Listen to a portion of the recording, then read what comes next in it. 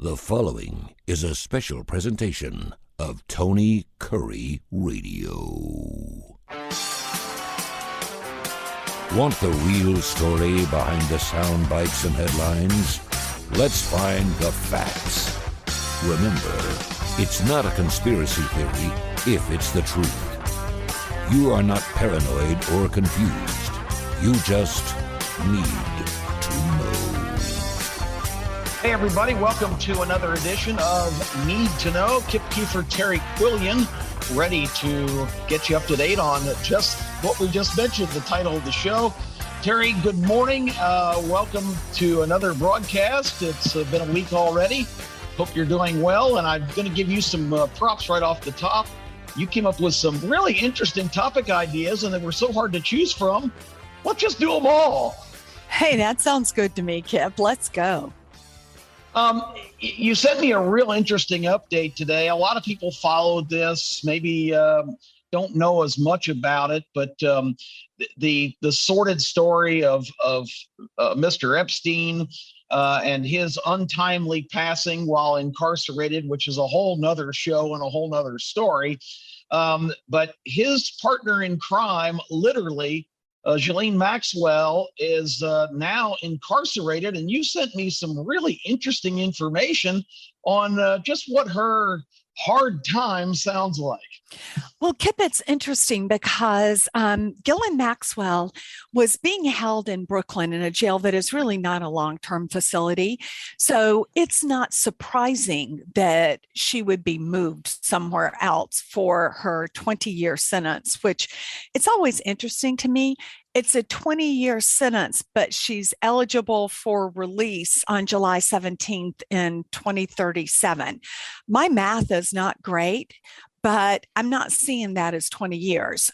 I'm just right off the top. It's about 15, and then all of a sudden you see her getting out in 6 or 7 years because of good behavior. And in the facility she's in, Terry, good behavior is probably a likely thing. Well, it's interesting because they moved her, of all the places, to the Federal Correctional Institute in Tallahassee. Now, Kip, what's really interesting is Ghislaine and her attorneys did not even ask to be in this facility. She asked for another low security facility that was in Danbury, Connecticut. And the reason she asked for that one was that she wanted them, it specializes in mental health counseling. And so she wanted to be there for mental health counseling. And that's where the judge had recommended that she be sent. Also, somehow they put her in Tallahassee, where she is back in Florida, which has got to drive the victims crazy. And this low security prison doesn't have the mental health counseling, but instead she can continue teaching fellow inmates yoga, or learn a trade like baking or plumbing or cosmetology. It's just absurd. I mean, it's actually absurd. She's only a 5-hour drive away from Palm Beach, where she lured these poor, and by poor, I mean income-wise poor, along with sad young girls, to be sex trafficked. And that, to me, is just unbelievable. Yeah, as young as 14 years old. And she was basically the recruiter for the Epstein sex ring. And he was, of course, the leading proprietor of that. And as you mentioned, the irony of her being back in Florida, the state that also, upon Epstein's initial problems with the law, when all this came to light, the state of Florida, and I believe it was Charlie Crist, the governor at the time, and some other officials interceded and basically put him under house arrest, which house arrest for a sexual predator is not too bad a gig.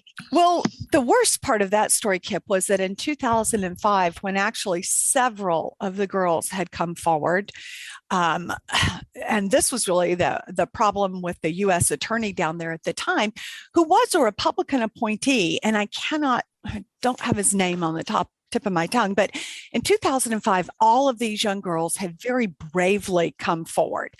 And guess what? The U.S. attorney they thought he was going to go away forever. He recommended these incredibly light charges, and Epstein ended up with an 18-month prison sentence in 2005. So you have him available then between 2007 and 2019, 12 more years. He is out and free to be molesting and abusing young girls. It is really a horrific story all the way altogether. Ghislaine claims that she was sentenced for Jeffrey's crimes, but Kip, that is absurd because she was the business operator. She ran the show. She's the one who acquired the girls. She's the one who groomed the girls. She's the one who scheduled all of the sex trafficking activities. And now she's in, no prison is cushy. You're still incarcerated. But FCI Tallahassee, I don't understand. Some people may not be aware that she doesn't come from obscure background herself. Her father, Robert Maxwell, was one of the most prominent newsmakers for, basically beginning in World War II when he and his family escaped. They were of Czechoslovakian descent. They escaped from Nazi hands, and he enlisted in the Czechoslovakian army, a resistance fighting force during World War II, and was a decorated hero. But then he lived a rather bizarre life of a lot of involvement with the Israelis in terms of spying in Eastern Europe and a lot of other things. I don't have all of his dossier in front of me, but he also became a tremendously successful businessman, at one point acquiring the entire Mirror publishing empire, which included a lot of newspapers and magazines, but it was all kind of a paper business empire, because he had borrowed money from all kinds of financial institutions and all kinds of unsavory characters. And in the midst of all of the controversy where it all started to collapse, Robert Maxwell, Ghislaine's father, was mysteriously fell off his yacht in the Atlantic Ocean in 1991 and was found several days later in the ocean. Another one of those kind of high profile, really mysterious demises. Right. That was in the Canary Islands. And actually, Robert Maxwell had raided the Daily Mirror's pension fund of $583 million. He was trying to shore up, putting the money somewhere else to try to shore up the stock price. Here's the connection, real important connection between the dad and Giselle's later crimes. She tried in court to use the argument that she had had a really hard upbringing by her physically and emotionally abusive father. No, it's true. She did. The dad was physically abusive in terms of hitting the children, and he was emotionally abusive also. I absolutely believe that she really did suffer an abusive relationship with him. But he passed away in 1991. And then she appeared to use the knowledge she gained from looking at her dad's exploitative ways. And then she became the exploiter. So she had, between 1991 and when this whole thing commenced with Jeffrey Epstein, she had time to choose a different path, Kip. She could have gone to therapy. She could have looked at what he had done in her life and decided to do it differently. But she didn't decide that, and only began to talk openly about that when she is facing felony charges. So, it's, to me, it does nothing to change the despicableness of what she did, and shouldn't even be a factor, should not have been a factor in her sentencing at all, which the Board of Prisons obviously agreed with, because they declined to send her to the correctional institute that has the mental health counseling. But instead, she gets to be somewhere where she can play softball, volleyball, there's a running track, and the weather is nice. Yeah, from the article that you sent, it sounds like they wake her up at 6:30 in the morning. They stick a badge on her that she can wander the grounds to her leisure and go watch movies, or as you mentioned, go out for a jog or participate in sports or yoga or other activities. It doesn't sound like, as I mentioned before, hard time to me.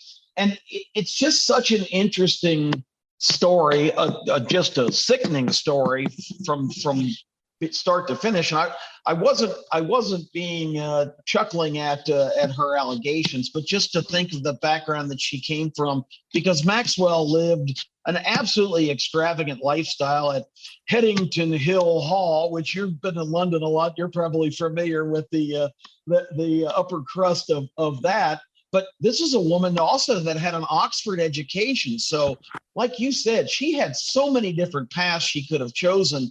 And to go down this one with one of the great sexual predators and, to be quite frank, sleazeballs of all time is just really distressing. And all of the high-profile people that were ensnared in that web as well. This is just a story that's almost too hard to believe. You know, the part that disturbs me actually the most, much more than Giselle's sentencing or where she is serving, is the fact that her little black book of clients, of the men that accompanied Jeffrey Epstein either to his mansion in Palm Beach or to the island of horrors. Why is that secret? Help me understand how that has not been made public, because all those people are basically unindicted co-conspirators in this. Yeah, Prince Andrew, one of the most prominent ones, and the Queen pretty much laid the hammer down on him. He's about the only one seemingly, Terry, that's paid any kind of a price at all. Exactly. And, you know, that is a really disturbing thing, because to be trafficked, it had to be more than just Jeffrey Epstein. He's guilty of a lot of awful things, but part of it was basically running a prostitution ring with these young girls, where his payments are influence and other things as opposed to monetary. And with the girls as young as 14, the whole thing was, you know, incredibly disturbing. But the fact that those people are allowed to be kept secret. Also, Kip, I'd like to clear up the record here on Need to Know. Every time I see something about Giselle or Epstein, they show this one picture of Donald Trump and Melania along with Giselle and Epstein in Palm Beach. Let me clear things up. First of all, the most important thing to know is there was a point where Epstein tried to recruit one of the young ladies who worked at Mar-a-Lago. In fact, it was Giselle who recruited her to come work and give massages at the Epstein place in Palm Beach for a lot more money. Well, this young lady went and found out what it was all about then. And unlike a lot of their recruits, this young lady had alternatives in life. She could go back to Mar-a-Lago. She wasn't from the wrong side of the tracks and had no real choices about where to go. So as soon as she figured out what was going on, she immediately went back to Mar-a-Lago, told the staff who told Donald Trump what was happening at the Maxwell estate, and not the Maxwell estate, I'm sorry, at the Epstein estate. And Donald Trump kicked him out of Mar-a-Lago and barred him from coming on the grounds. So as soon as he had knowledge about what was going on there, he kicked him out. It wouldn't be surprising before that in Palm Beach society to have seen pictures of him with him, just like there are pictures of him with lots of people. It's this incredibly false narrative trying to link Donald Trump with him. The one person who we know is not on that list was Trump, and the one person who dared to kick him out was Donald Trump at Mar-a-Lago. So that whole false narrative to me is just really disturbing. Particularly when Bill Clinton was such a prominent guest of Epstein's. We know he was. We absolutely know we have the records. Yeah, the records of flight logs I think the number was 37 different trips to various places on Epstein's jet for Bill Clinton after his presidency and those years in between. And of course, like everything else that involves the Clintons, that just pretty much magically disappears. Well, you know what's amazing about that is that he could have made all these trips with Epstein to the notorious sex island. And yet Bill Clinton is very much like the inspector at the conclusion of Casablanca. He was shocked to learn there was any kind of sexual malfeasance going on that island, because he certainly had nothing to do with that. Now, I want to ask you, how many people do you think actually believe that? Zero. Real quick, I've told you my story. The day I met Bill Clinton at an event, he had come over and was glad handing. He was governor of Arkansas, really young at the time. Was glad handing my work partner Bill Afgar and I. We had organized this event, and he talked to us for about 30 seconds. And about 21-year-old girls came by and walked and kind of smiled at him and kept walking. He goes, "Excuse me, gentlemen, I need to go over and greet a couple of my constituents." So, I had some personal knowledge way before anybody had the reputation of just what Bill Clinton was all about. Yeah, his constituents there. That's really interesting. Let's pivot, Terry, because after that update, and if anybody wants to stop by Tallahassee and get a yoga lesson from Ghislaine, I'm sure you can get a day pass. We've been talking a lot about Joe Biden and all the problems, and Joe Biden, I guess, currently recovering from COVID. So certainly our best wishes go out to the president for a speedy recovery. Hopefully the country can get a speedy recovery, but that's, again, another subject for another day. A poll came out this week that 71% of Americans are hopeful that Joe Biden will not run for president in 2024. So that kind of begs the question, on the Democrat bench, if Biden does decline, who could possibly be elected? And in kicking it around today, we only came up with two names that even are remotely moderate, and a couple of those are not really people that are being talked about. But I just real quick wanted to get your thoughts on that. And let's start with somebody that we both have a lot of familiarity about. What Nick Saban, Alabama head coach's boyhood friend, Joe Manchin, who obviously has been the most important politician in America the last couple of years. I don't see the Democrat Party being willing to nominate Joe Manchin for that position, Kip, because the party is controlled by the far left at this point. And Joe Manchin stays in the Democrat Party for whatever reason. I would if I were him too, because he's incredibly influential as a Democrat. He gets to be the person who is holding up the ridiculous green plan by President Biden. And he's influential and powerful there. He completely has irritated the far left wing of the party. I see absolutely no way for him to have national support. Also, it's completely unfair, but I believe that the only state that perhaps gets a more unfair negative image on the part of other Americans than Arkansas, which Bill Clinton managed to overcome, would be West Virginia. Mm-hmm. I don't see how an older man from West Virginia who doesn't have the support of the Democrat Party is going to be the nominee. Certainly Republicans are not going to vote for Joe Manchin because at the end of the day, he's still a Democrat.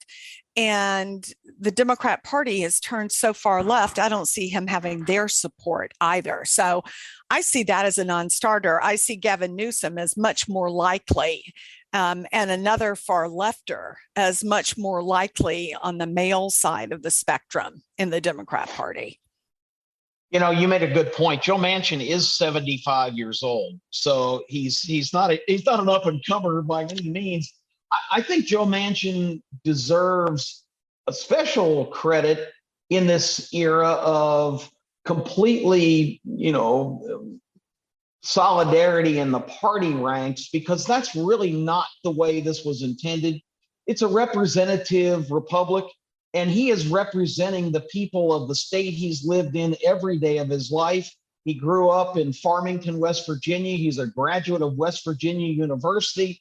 He's a former governor of West Virginia, representative of the people of West Virginia who voted 70% for Donald Trump in these last two elections. The state has gone pretty much all Republican, and Joe Manchin survives because he's their guy and he represents their interests no matter what the party affiliation is. And I think that's something that we've really gotten away from, that the first responsibility of our elected officials is to represent the people that put them there, not to represent the party that they represent. So I think Joe Manchin deserves a lot of credit for that.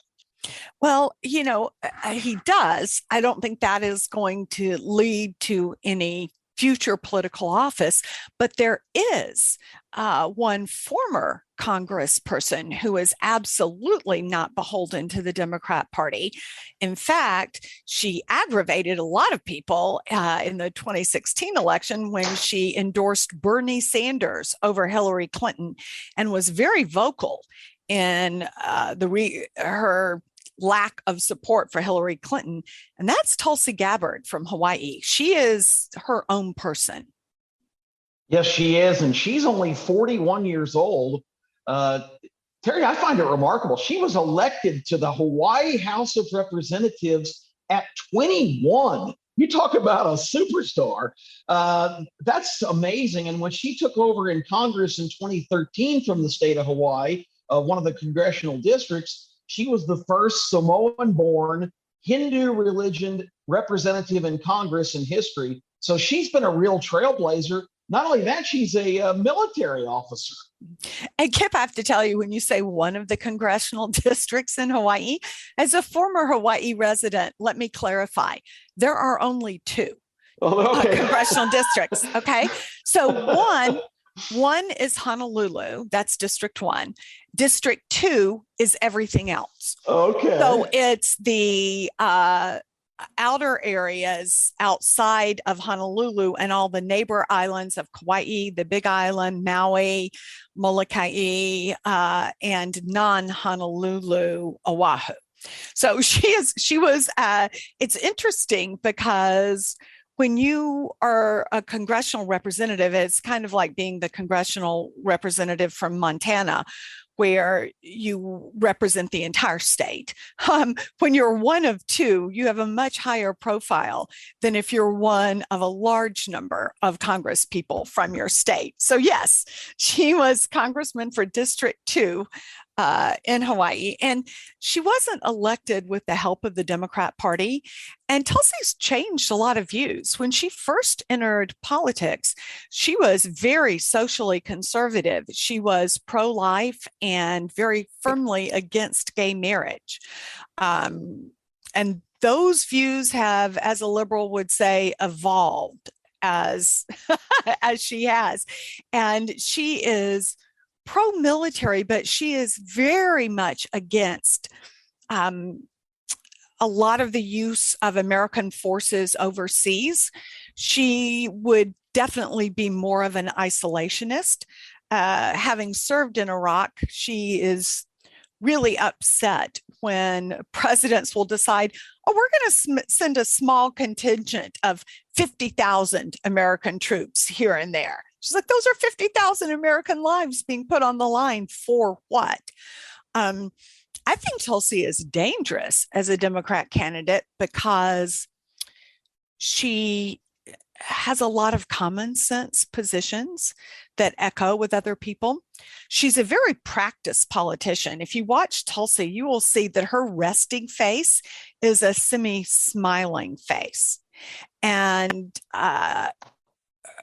in terms of her speaking style, she's very different than the far left Democrats in that her speaking style is very practiced and very nuanced, and it's also very calming. It's pretty easy to go to sleep listening to a Tulsi speech, not because she's boring, but because it's always delivered in a very calm, rational manner. I think Tulsi would find a lot of support. One of the hardest things for her on the national stage, I believe, will be her religious affiliation. Yeah, it's going to be really interesting to see how all that plays out. But she's a fascinating person to watch. And again, in the scheme of things where everybody seems to be pushing 80, she just barely is 40. So that alone makes her a real factor because her national profile has risen dramatically in recent years. We only got a couple minutes left here, and I wanted to get this in because something's happened over the weekend that's kind of astounding, and it involves an area that I don't usually frequent, country music. But John Rich from Big and Rich, a very successful recording star, kind of has gone off on his own here and released a new song called Progress. And he released it through some very unconventional areas. So enlighten us a little bit about that because this thing is gathering momentum like crazy. Well, here's the first thing to know, Kip. John Rich released this. He doesn't have a record label right now. And he doesn't know if country music stations will even be willing to play his song Progress. He released the song through Rumble and Truth. And what's amazing is that within hours of him releasing the song, it was #1 on the iTunes charts. #1. Wow. As the download, which is really something. And it's amazing in Progress. He sings that you can take this progress and stick it where the sun doesn't shine, which obviously has a resonance with lots of people in America. What's going on with country music is kind of frightening. As John explains, it's not that the DJs wouldn't play his song or even that the local stations wouldn't, but they're all owned by corporate overlords. It will be interesting to see, for example, will the Cumulus radio stations that are country be willing to play this song? After Cumulus conservative talk radio hosts were told they would not be allowed to talk about any kind of election anomalies in the 2020 election. That's the problem. Yeah, that's a big problem. Over 90% of radio stations now owned by, in giant clusters by major corporations. And you know who's buying up the country music stations, don't you? Your favorite criminal. Who is your favorite international criminal? The real life James Bond villain, George Soros? Yep. That's who is buying up Amazing. Hundreds and hundreds of country music stations, which is terrifying. It's just amazing. Anyway, yes, stick your progress where the sun don't shine. Leave us alone. We'll be just fine. It's great lyrics. It really is. Terry, we're out of time already. I hope folks enjoyed our kind of multifaceted, not necessarily related topics, but if you get right down to it, they're all kind of related anyway. Exactly. We've had a great time again on Need to Know. Hope you're enjoying the show. Thank you so much, as always, Tony Kurre Radio for hosting our broadcast. Talk about up and coming. Tony Kurre Radio blowing up. If you don't have the app, get it today. Kip Keefer, Terre Quillian, thank you everybody for another great edition. We'll be back next week with more Need to Know. This has been a special presentation of Tony Kurre Radio.